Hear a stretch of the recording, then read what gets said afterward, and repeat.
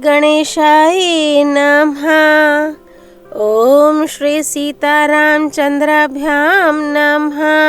श्रीमद् वाल्मीकि रामायण अयोध्या कांड सर्ग 31 से 34। सर्ग 31। श्री राम और लक्ष्मण का संवाद।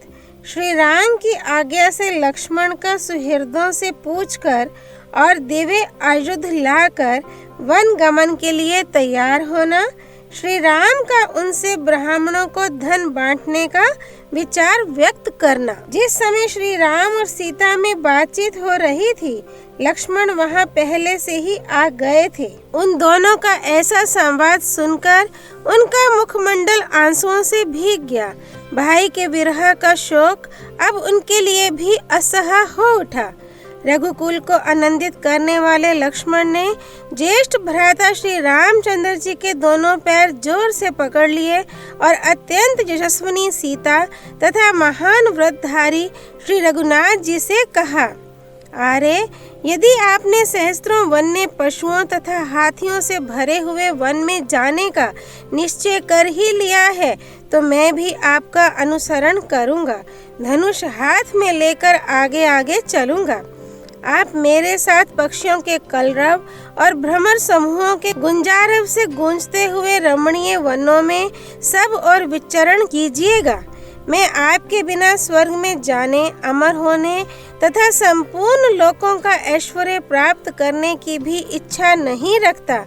वनवास के लिए निश्चित विचार करके ऐसी बात कहने वाले सुमित्रा कुमार लक्ष्मण को श्री रामचंद्र जी ने बहुत से सांत्वना पूर्ण वचनों द्वारा समझाकर जब वन में चलने से मना किया, तब वे फिर बोले, भैया आपने तो पहले से ही मुझे अपने साथ रहने की आज्ञा दे रखी है, फिर इस समय आप मुझे क्यों रोकते हैं? निष्पाप रघुनंदन, जिस कारण से आपके साथ चलने की इच्छा वाले मुझको आप मना करते हैं, उस कारण को मैं जानना चाहता हूँ। मेरे हृदय में इसके लिए बड़ा संशय हो रहा है। ऐसा कहकर धीर वीर लक्ष्मण आगे जाने के लिए तैयार हो भगवान श्री राम के सामने खड़े हो गए और हाथ जोड़कर याचना करने लगे। तब महातेजस्वी श्री राम ने उनसे कहा, लक्ष्मण, तुम मेरे स्नेही, धर्मपरायण, धीरवीर तथा सदा सन्मार्ग में स्थित रहने वाले हो। मुझे प्राणों के समान प्रिय हो तथा मेरे वश में रहने वाले आज्ञापालक और सखा हो।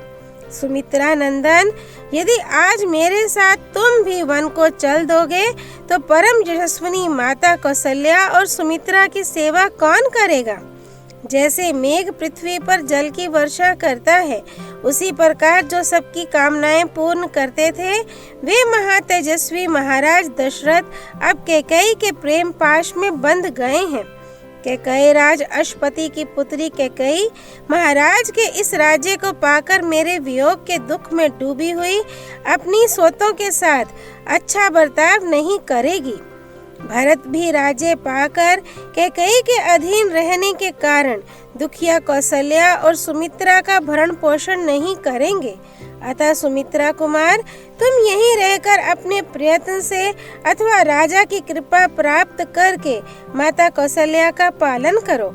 मेरे बताए हुए इस प्रयोजन को ही सिद्ध करो। ऐसा करने से मेरे प्रति जो तुम्हारी भक्ति है वह भी भली भांति प्रकट हो जाएगी तथा धर्मज्ञ गुरुजनों की पूजा करने से जो अनुपम एवं महान धर्म होता है वह भी तुम्हें प्राप्त हो जाएगा। रघुकुल को आनंदित करने वाले सुमित्रा कुमार, तुम मेरे लिए ऐसा ही करो, क्योंकि हम लोगों से बिछड़ी हुई हमारी माँ को कभी सुख नहीं होगा। वह सदा हमारी ही चिंता में डूबी रहेगी।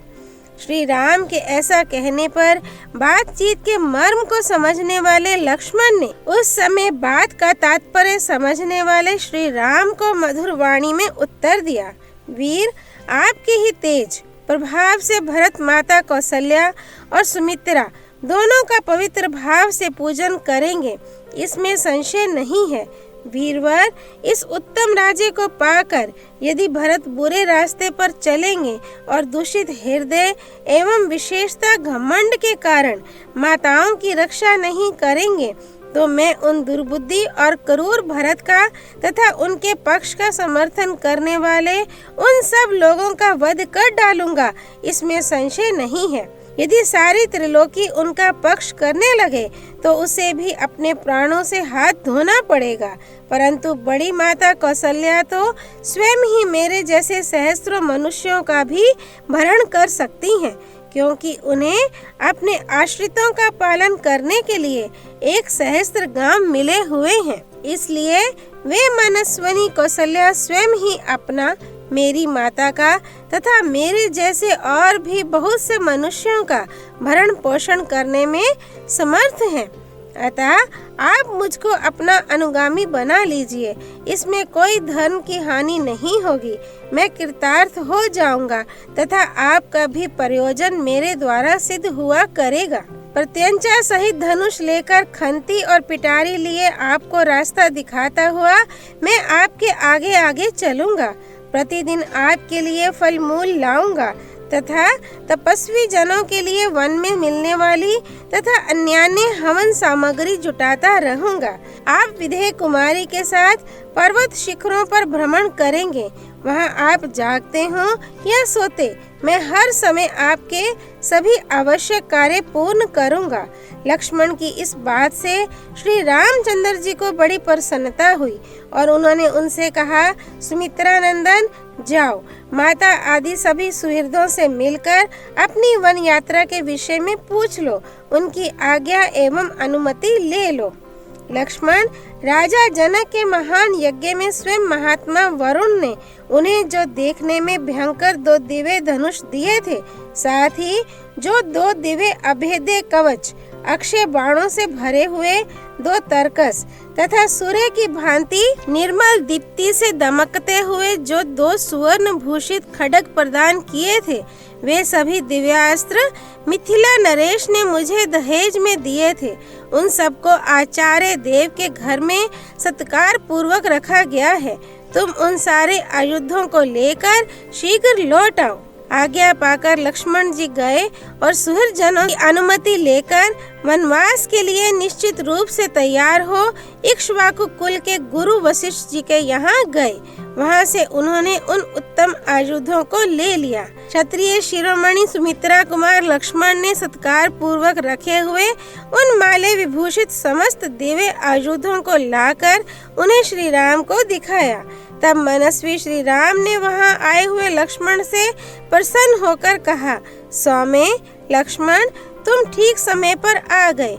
इसी समय तुम्हारा आना मुझे अभीष्ट था। शत्रुओं को संताप देने वाले वीर, मेरा जो यह धन है, इसे मैं तुम्हारे साथ रहकर तपस्वी ब्राह्मणों को बांटना चाहता हूँ। गुरुजनों के प्रति सुदृढ़ भक्ति भाव से युक्त जो श्रेष्ठ ब्राह्मण यहाँ मेरे पास रहते हैं, उनको तथा समस्त आश्रित जनों को भी मुझे अपना यह धन बांटना है। वशिष्ठ जी के पुत्र जो ब्राह्मणों में श्रेष्ठ आर्य सुयज्ञ हैं, उन्हें तुम शीघ्र यहाँ बुला लाओ। मैं इन सब का तथा और जो ब्राह्मण शेष रह गए हों, उनका भी सत्कार करके वन को जाऊंगा। श्री वाल्मीकि निर्मित आर्ष रामायण आदि काव्य के अयोध्या कांड में 31वां सर्ग पूरा हुआ। सर्ग 32। सीता सहित श्री राम का वशिष्ठ पुत्र सुयज्ञ को बुलाकर उनके तथा उनकी पत्नी के लिए बहुमूल्य आभूषण, रत्न और धन आदि का दान तथा लक्ष्मण सहित श्री राम द्वारा ब्राह्मणों, ब्रह्मचारियों, सेवकों, त्रिजट ब्राह्मण और सुहृदजनों को धन का वितरण। तदनंतर अपने भाई श्री राम की प्रिय कारक एवं हितकर आज्ञा पाकर लक्ष्मण वहां से चल दिए। उन्होंने शीघ्र ही गुरुपुत्र सुयज्ञ के घर में प्रवेश किया। उस समय विप्रवर सुयज्ञ अग्निशाला में बैठे हुए थे। लक्ष्मण ने उन्हें प्रणाम करके कहा, सखे, दुष्कर कर्म करने वाले श्री रामचंद्र जी के घर पर आओ और उनका कार्य देखो। सुयज्ञ ने मध्याह्न काल की संध्योपासना पूरी करके लक्ष्मण के साथ जाकर श्री राम के रमणीय भवन में प्रवेश किया, जो लक्ष्मी से संपन्न था। होम काल में पूजित अग्नि के समान तेजस्वी वेदवेता सुयज्ञ को आया जान सीता सहित श्री राम ने हाथ जोड़कर उनकी अगवानी की। तत्पश्चात ककुस्कुल भूषण श्री राम ने सोने के बने हुए श्रेष्ठ अंगदों, सुंदर कुंडलों, सुवर्णमय सूत्र में पिरोई हुई मणियों, केवरों, वल्यों तथा अन्य बहुत से रत्नों द्वारा उनका पूजन किया। इसके बाद सीता की प्रेरणा से श्री राम ने सुयज्ञ से कहा, सौम्य, तुम्हारी पत्नी की सखी सीता तुम्हें अपना हार, सुवर्ण सूत्र और करधनी देना चाहती है। इन वस्तुओं को अपनी पत्नी के लिए ले जाओ। वन को प्रस्थान करने वाली तुम्हारी स्त्री की सखी सीता तुम्हें तुम्हारी पत्नी के लिए विचित्र अंगद और सुंदर केयूर भी देना चाहती है। उत्तम बिछौनों से युक्त तथा नाना प्रकार के रत्नों से विभूषित जो पलंग है, उसे भी विधेय नंदिनी सीता तुम्हारे ही घर में भेज देना चाहती है। विप्रवर, शत्रुंजय नामक जो हाथी है, जिसे मेरे मामा ने मुझे भेंट किया था, उसे 1000 अश्रफियों के साथ मैं तुम्हें अर्पित करता हूँ। श्री राम के ऐसा कहने पर सुयज्ञ ने वे सब वस्तुएं ग्रहण करके श्री राम, लक्ष्मण और सीता के लिए मंगलमय आशीर्वाद प्रदान किए। तदनंतर श्री राम ने शांत भाव से खड़े हुए और प्रिय वचन बोलने वाले अपने प्रिय भ्राता सुमित्रा कुमार लक्ष्मण से उसी तरह बात कही जैसे ब्रह्मा देवराज इंद्र से कुछ कहते हैं। सुमित्रा नंदन, अगस्त्य और विश्वामित्र दोनों उत्तम ब्राह्मणों को बुलाकर रत्नों द्वारा उनकी पूजा करो। महाबाहु रघुनंदन, जैसे मेघ जल की वर्षा द्वारा खेती को तृप्त करता है, उसी प्रकार तुम उन्हें सहस्त्रों गौओं, स्वर्ण मुद्राओं, रजत द्रव्यों और बहुमूल्य मणियों द्वारा संतुष्ट करो। लक्ष्मण, यजुर्वेदीय तैत्तिरीय शाखा का अध्ययन करने वाले ब्राह्मणों के जो आचार्य और संपूर्ण वेदों के विद्वान हैं, साथ ही जिनमें दान प्राप्ति की योग्यता है तथा जो माता कौशल्या के प्रति भक्ति भाव रखकर प्रतिदिन उनके पास आकर उन्हें आशीर्वाद प्रदान करते हैं, उनको सवारी, दास दासी, रेशमी वस्त्र और जितने धन से वे ब्राह्मण देवता संतुष्ट हों, उतना धन खजाने से दिलवाओ। चित्ररथ नामक सूत श्रेष्ठ सचिव भी हैं। वे सुदीर्घ काल से यहीं राजकुल की सेवा में रहते हैं। इनको भी तुम बहुमूल्य रत्न, वस्त्र और धन देकर संतुष्ट करो। साथ ही इन्हें उत्तम श्रेणी के अज आदि सभी पशु और 1,000 गौएं अर्पित करके पूर्ण संतोष प्रदान करो। मुझसे संबंध रखने वाले जो कट शाखा और क्लाप शाखा के अध्येता बहुत से दंडधारी ब्रह्मचारी हैं, वे सदा स्वाध्याय में ही संलग्न रहने के कारण दूसरा कोई कार्य नहीं कर पाते। भिक्षा मांगने में आलसी हैं, परंतु स्वादिष्ट अन्न खाने की इच्छा रखते हैं। महान पुरुष भी उनका सम्मान करते हैं।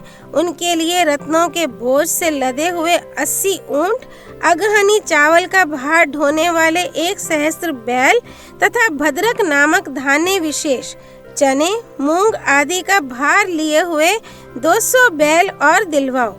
सुमित्रा कुमार, इन वस्तुओं के सिवा उनके लिए दही, घी आदि व्यंजन के निमित्त 1,000 गौएं भी हंकवा दो। माता कौशल्या के पास मेखलाधारी ब्रह्मचारियों का एक बहुत बड़ा समुदाय आया है। उनमें से प्रत्येक को 1,000 स्वर्ण मुद्राएं दिलवा दो। लक्ष्मण, उन समस्त ब्रह्मचारी ब्राह्मणों को मेरे द्वारा दिलाई हुई दक्षिणा देखकर जिस प्रकार मेरी माता कौशल्या आनंदित हो उठे, उसी प्रकार तुम उन सब की सब प्रकार से पूजा करो। इस प्रकार आज्ञा प्राप्त होने पर पुरुष सिंह लक्ष्मण ने स्वयं ही कुबेर की भांति श्री राम के कथनानुसार उन श्रेष्ठ ब्राह्मणों को उस धन का दान किया। इसके बाद वहां खड़े हुए अपने आश्रित सेवकों को, जिनका गला आंसुओं से रुंधा हुआ था, बुलाकर श्री राम ने उनमें से एक एक को 14 वर्षों तक जीविका चलाने योग्य बहुत सा द्रव्य प्रदान किया और उन सब से कहा, जब तक मैं वन से लौट कर ना आऊं, तब तक तुम लोग लक्ष्मण के और मेरे इस घर को कभी सुना ना करना, छोड़कर अन्यत्र ना जाना। वे सब सेवक श्री राम के वन गमन से बहुत दुखी थे। उनसे यह बात कहकर श्री राम अपने धनाध्यक्ष खजांची से बोले, खजाने में मेरा जितना धन है वह सब ले आओ।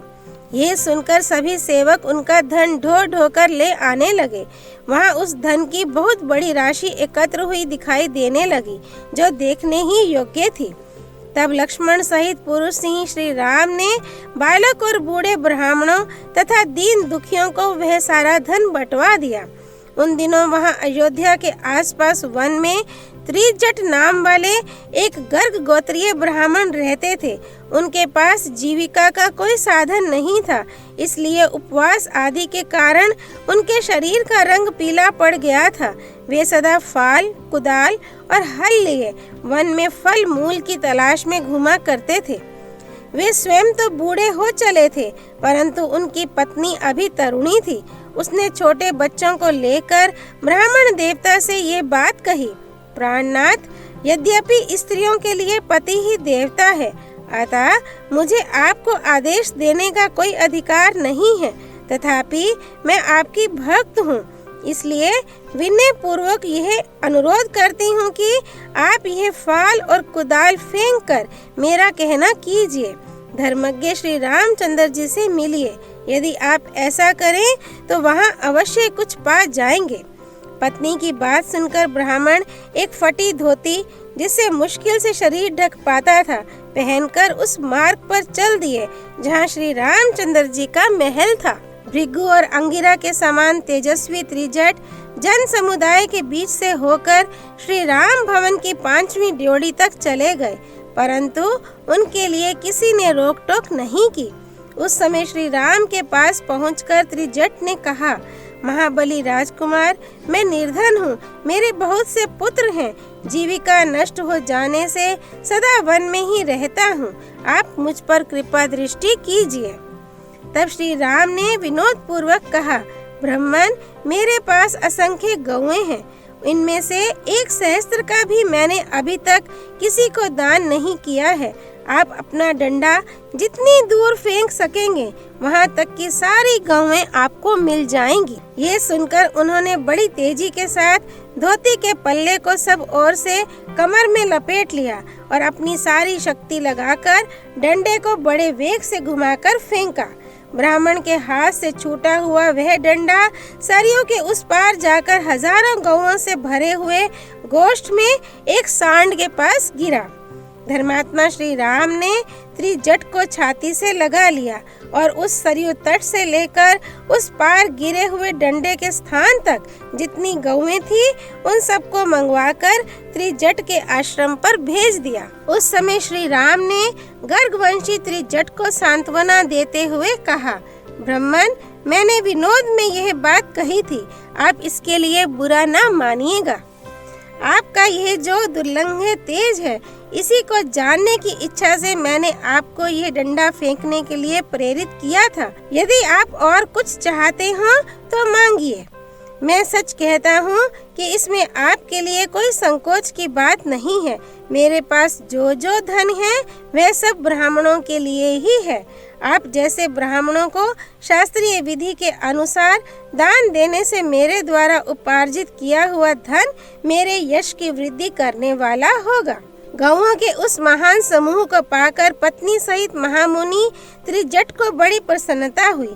वे महात्मा श्री राम को यश, बल, प्रीति तथा सुख बढ़ाने वाले आशीर्वाद देने लगे।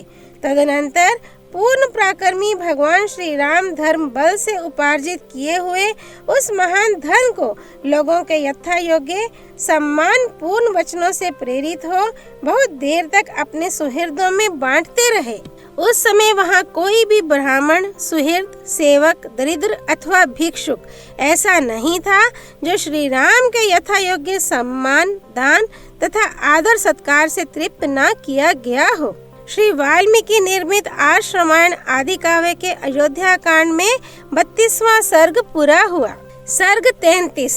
सीता और लक्ष्मण सहित श्री राम का दुखी नगर वासियों के मुख से तरह तरह की बातें सुनते हुए पिता के दर्शन के लिए कैकेयी के महल में जाना। विदेह कुमारी सीता के साथ श्री राम और लक्ष्मण ब्राह्मणों को बहुत सा धन दान करके वन जाने के लिए उद्यत हो पिता का दर्शन करने के लिए गए। उनके साथ 2 सेवक श्री राम और लक्ष्मण के वे धनुष आदि आयुध लेकर चले, जिन्हें फूल की मालाओं से सजाया गया था और सीता जी ने पूजा के लिए चढ़ाए हुए चंदन आदि से अलंकृत किया था। उन दोनों के आयुधों की उस समय बड़ी शोभा हो रही थी। उस अवसर पर धनी लोग प्रासादों, 3 मंजिले महलों, हरमे ग्रहों, राजभवनों तथा विमानों, 7 मंजिले महलों की ऊपरी छतों पर चढ़कर उदासीन भाव से उन तीनों की ओर देखने लगे। उस समय सड़कें मनुष्यों की भीड़ से भरी थी, इसलिए उन पर सुगमता पूर्वक चलना कठिन हो गया था। अतः अधिकांश मनुष्य प्रासादों, 3 मंजिले मकानों पर चढ़कर वहीं से दुखी होकर श्री रामचंद्र जी की ओर देख रहे थे। श्री राम को अपने छोटे भाई लक्ष्मण और पत्नी सीता के साथ पैदल जाते देख बहुत से मनुष्यों का हृदय शोक से व्याकुल हो उठा। वे खेद पूर्वक कहने लगे, हाय, यात्रा के समय जिनके पीछे विशाल चतुरंगिणी सेना चलती थी, वे ही श्री राम आज अकेले जा रहे हैं और उनके पीछे सीता के साथ लक्ष्मण चल रहे हैं, जो ऐश्वर्य के सुख का अनुभव करने वाले तथा भोग्य वस्तुओं के महान भंडार थे, जहाँ सबकी कामनाएं पूर्ण होती थीं। वे ही श्री राम आज धर्म का गौरव रखने के लिए पिता की बात झूठी करना नहीं चाहते हैं। ओहो, पहले जिसे आकाश में विचरने वाले प्राणी भी नहीं देख पाते थे, उसी सीता को इस समय सड़कों पर खड़े हुए लोग देख रहे हैं। सीता अंगराग सेवन के योग्य हैं, लाल चंदन का सेवन करने वाली हैं। अब वर्षा, गर्मी और सर्दी शीघ्र ही इनके अंगों की कांति फीकी कर देगी।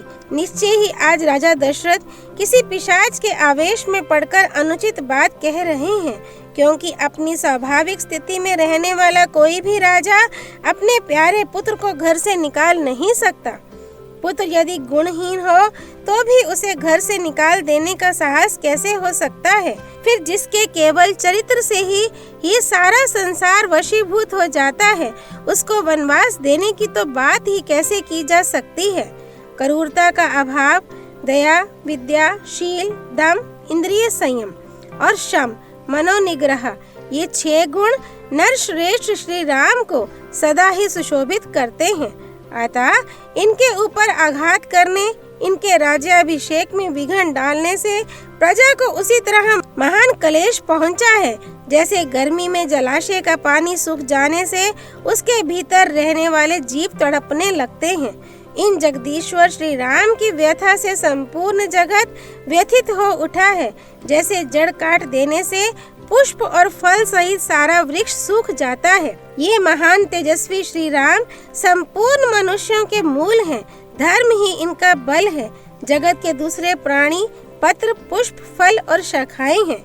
अतः हम लोग भी लक्ष्मण की भांति पत्नी और बंधु बांधवों के साथ शीघ्र ही इन जाने वाले श्री राम के ही पीछे पीछे चल दें। जिस मार्ग से श्री रघुनाथ जी जा रहे हैं, उसी का हम भी अनुसरण करें। बाग बगीचे, घर द्वार और खेती बाड़ी सब छोड़कर धर्मात्मा श्री राम का अनुगमन करें।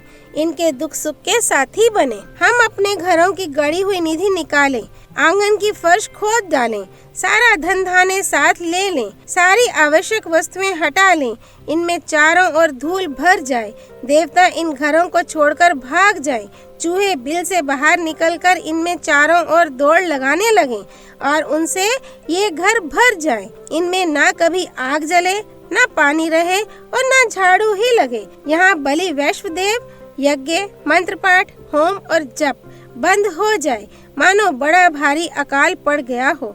इस प्रकार ये सारे घर ढह जाएं, इनमें टूटे बर्तन बिखरे पड़े हों और हम सदा के लिए इन्हें छोड़ दें।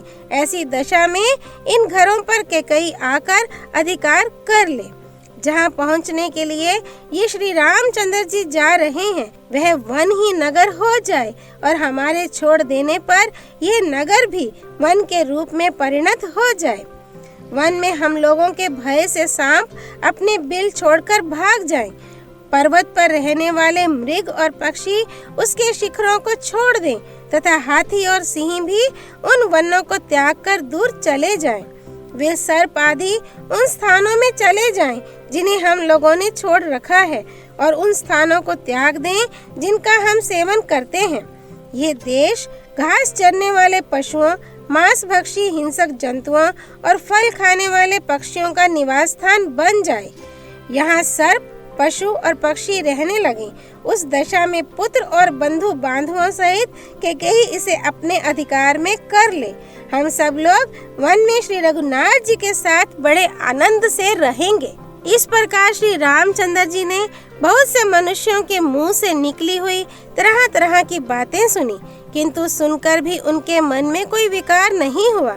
मतवाले गजराज के समान पराक्रमी धर्मात्मा श्री राम पुनः माता कैकेयी के कैलाश शिखर के सदृश शुभ्र भवन में गए।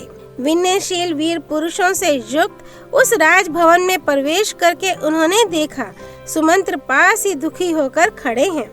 पूर्वजों की निवास भूमि अवध के मनुष्य वहां शोक से आतुर होकर खड़े थे।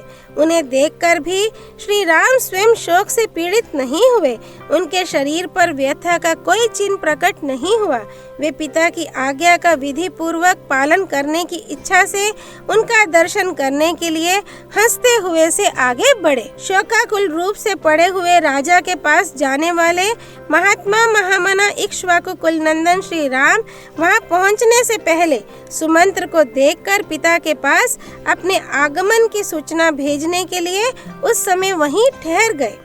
पिता के आदेश से वन में प्रवेश करने का बुद्धि पूर्वक निश्चय करके आए हुए धर्मवत्सल श्री रामचंद्र जी सुमंत्र की ओर देखकर बोले, आप महाराज को मेरे आगमन की सूचना दे दें।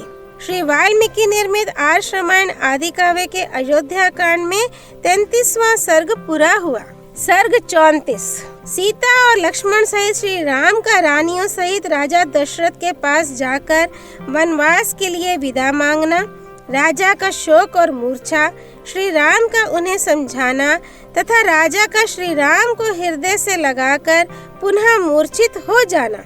जब कमल नयन श्याम सुंदर उपमा रहित महापुरुष श्री राम ने सूत सुमंत्र से कहा, आप पिताजी को मेरे आगमन की सूचना दे दीजिए।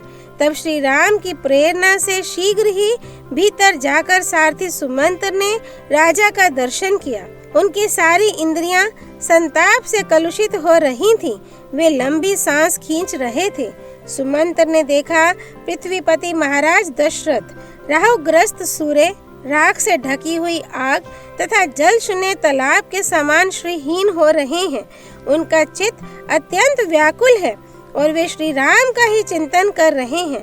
तब महाप्राज्ञ सूत ने महाराज को संबोधित करके हाथ जोड़कर कहा। पहले तो सूत सुमंत्र ने विजय सूचक आशीर्वाद देते हुए महाराज की अभ्युदय कामना की।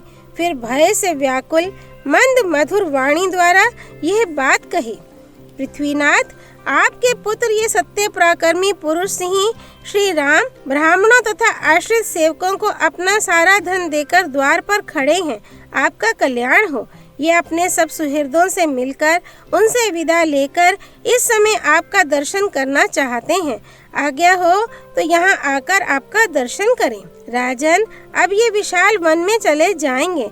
अतः किरणों से युक्त सूर्य की भांति समस्त राजोचित गुण से संपन्न इन श्री राम को आप भी जी भरकर देख लीजिए। ये सुनकर समुद्र के समान गंभीर तथा आकाश की भांति निर्मल सत्यवादी धर्मात्मा महाराज दशरथ ने उन्हें उत्तर दिया, सुमंत्र, यहाँ जो कोई भी मेरी स्त्रियां हैं उन सबको बुलाओ। उन सबके साथ मैं श्री राम को देखना चाहता हूँ। तब सुमंत्र ने बड़े वेग से अंतःपुर में जाकर सब स्त्रियों से कहा, देवियों, आप लोगों को महाराज बुला रहे हैं, अतः वहाँ शीघ्र चलें। राजा की आज्ञा से सुमंत्र के ऐसा कहने पर वे सब रानियां स्वामी का आदेश समझकर उस भवन की ओर चलीं। कुछ लाल नेत्रों वाली 350 पतिव्रता युवती स्त्रियां महारानी कौशल्या को सब ओर से घेर कर धीरे धीरे उस भवन में गईं। उन सब के आ जाने पर उन्हें देखकर पृथ्वीपति राजा दशरथ ने सूत से कहा, सुमंत्र, अब मेरे पुत्र को ले आओ। आज्ञा पाकर सुमंत्र गए और श्री राम, लक्ष्मण तथा सीता को साथ लेकर शीघ्र ही महाराज के पास लौट आए। महाराज दूर से ही अपने पुत्र को हाथ जोड़कर आते देख सहसा अपने आसन से उठ खड़े हुए। उस समय स्त्रियों से घिरे हुए वे नरेश शोक से आर्त हो रहे थे। श्री राम को देखते ही वे प्रजापालक महाराज बड़े वेग से उनकी ओर दौड़े, किंतु उनके पास पहुंचने के पहले ही दुख से व्याकुल हो पृथ्वी पर गिर पड़े और मूर्छित हो गए। उस समय श्री राम और महारथी लक्ष्मण बड़ी तेजी से चलकर दुख के कारण अचेत से हुए शोक मगन महाराज के पास जा पहुँचे। इतने ही में उस राजभवन के भीतर सहसा आभूषणों की ध्वनि के साथ सहस्त्रों स्त्रियों का हा राम ये आर्तनाद गूंज उठा। श्री राम और लक्ष्मण दोनों भाई भी सीता के साथ रो पड़े और उन तीनों ने महाराज को दोनों भुजाओं से उठाकर पलंग पर बिठा दिया। शोकाश्रु के सागर में डूबे हुए महाराज दशरथ को 2 घड़ी में जब फिर चेत हुआ, तब श्री राम ने हाथ जोड़कर उनसे कहा, महाराज आप हम लोगों के स्वामी हैं। मैं दंडकारण्य को जा रहा हूँ और आपसे आज्ञा लेने आया हूँ। आप अपनी कल्याणमय दृष्टि से मेरी ओर देखिए। मेरे साथ लक्ष्मण को भी वन में जाने की आज्ञा दीजिए। साथ ही यह भी स्वीकार कीजिए कि सीता भी मेरे साथ वन को जाए। मैंने बहुत से सच्चे कारण बताकर इन दोनों को रोकने की चेष्टा की है, परंतु ये यहाँ रहना नहीं चाहते हैं। अतः दूसरों को मान देने वाले नरेश, आप शोक छोड़कर हम सबको, मुझको, लक्ष्मण को और सीता को भी उसी तरह वन में जाने की आज्ञा दीजिए जैसे ब्रह्मा जी ने अपने पुत्र सनकादिकों को तप के लिए वन में जाने की अनुमति दी थी। इस प्रकार शांत भाव से वनवास के लिए राजा की आज्ञा की प्रतीक्षा करते हुए श्री रामचंद्र जी की ओर देखकर महाराज ने उनसे कहा, रघुनंदन, मैं कैकेयी को दिए हुए वर के कारण मोह में पड़ गया हूँ। तुम मुझे कैद करके स्वयं ही अब अयोध्या के राजा बन जाओ। महाराज के ऐसा कहने पर बातचीत करने में कुशल धर्मात्माओं में श्रेष्ठ श्री राम ने दोनों हाथ जोड़कर पिता को इस प्रकार उत्तर दिया, महाराज आप सहस्त्रों वर्षों तक इस पृथ्वी के अधिपति बने रहें। मैं तो अब वन में ही निवास करूंगा। मुझे राज्य लेने की इच्छा नहीं है। नरेश्वर, 14 वर्षों तक वन में घूम फिरकर आपकी प्रतिज्ञा पूरी कर लेने के पश्चात मैं पुनः आपके युगल चरणों में मस्तक झुकाऊंगा। राजा दशरथ एक तो सत्य के बंधन में बंधे हुए थे, दूसरे एकांत में कैकेयी उन्हें श्री राम को वन में तुरंत भेजने के लिए बाध्य कर रही थी। इस अवस्था में वे आर्त भाव से रोते हुए वहां अपने प्रिय पुत्र श्री राम से बोले, तात, तुम कल्याण के लिए, वृद्धि के लिए और फिर लौट आने के लिए शांत भाव से जाओ। तुम्हारा मार्ग विघ्न बाधाओं से रहित और निर्भय हो।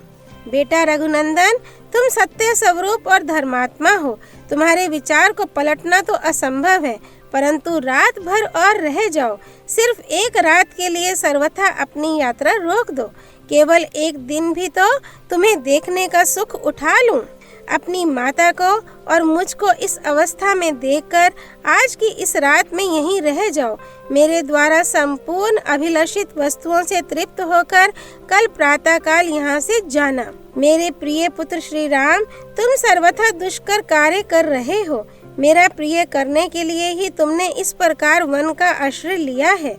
परंतु बेटा रघुनंदन, मैं सत्य की शपथ खाकर कहता हूँ कि यह मुझे प्रिय नहीं है। मुझे तुम्हारा वन में जाना अच्छा नहीं लगता। ये मेरी स्त्री कैकेयी राख में छिपी हुई आग के समान भयंकर है। इसने अपने क्रूर अभिप्राय को छिपा रखा था। इसी ने आज मुझे मेरे अभिष्ट संकल्प से विचलित कर दिया है। कुलोचित सदाचार का विनाश करने वाली इस कैकेयी ने मुझे वरदान के लिए प्रेरित करके मेरे साथ बहुत बड़ा धोखा किया है। इसके द्वारा जो वंचना मुझे प्राप्त हुई है, उसी को तुम पार करना चाहते हो। पुत्र, तुम अपने पिता को सत्यवादी बनाना चाहते हो। तुम्हारे लिए यह कोई अधिक आश्चर्य की बात नहीं है, क्योंकि तुम गुण और अवस्था दोनों ही दृष्टियों से मेरे ज्येष्ठ पुत्र हो। अपने शोकाकुल पिता का यह कथन सुनकर उस समय छोटे भाई लक्ष्मण सहित श्री राम ने दुखी होकर कहा, महाराज, आज यात्रा करके मैं जिन गुणों लाभों को पाऊंगा, उन्हें कल कौन मुझे देगा। अतः मैं संपूर्ण कामनाओं के बदले आज यहाँ से निकल जाना ही अच्छा समझता हूँ और इसी का वर्णन करता हूँ। राष्ट्र और यहाँ के निवासी मनुष्यों सहित धन धान्य से संपन्न ये सारी पृथ्वी मैंने छोड़ दी, आप इसे भरत को दे दें। मेरा वनवास विषयक निश्चय अब बदल नहीं सकेगा। वरदायक नरेश, आपने देवासुर संग्राम में कैकेयी को जो वर देने की प्रतिज्ञा की थी उसे पूर्ण रूप से दीजिए और सत्यवादी बनिए। मैं आपकी इस आज्ञा का पालन करता हुआ 14 वर्षों तक वन में वनचारी प्राणियों के साथ निवास करूंगा। आपके मन में कोई अन्यथा विचार नहीं होना चाहिए। आप ये सारी पृथ्वी भरत को दे दीजिए। रघुनंदन, मैंने अपने मन को सुख देने अथवा स्वजनों का प्रिय करने के उद्देश्य से राज्य लेने की इच्छा नहीं की थी। आपकी आज्ञा का यथावत रूप से पालन करने के लिए ही मैंने उसे ग्रहण करने की अभिलाषा की थी। आपका दुख दूर हो जाए, आप इस प्रकार आंसू ना बहावें। सरिताओं का स्वामी दुर्धर्ष समुद्र शुद्ध नहीं होता है, अपनी मर्यादा का त्याग नहीं करता है। इसी तरह आपको भी शुद्ध नहीं होना चाहिए। मुझे ना तो इस राज्य की, ना सुख की, ना पृथ्वी की, ना इन संपूर्ण भोगों की, ना स्वर्ग की और ना जीवन की ही इच्छा है। पुरुष शिरोमणि, मेरे मन में यदि कोई इच्छा है तो यही कि आप सत्यवादी बने, आपका वचन मिथ्या ना होने पावे। ये बात मैं आपके सामने सत्य और शुभ कर्मों की शपथ खाकर कहता हूँ।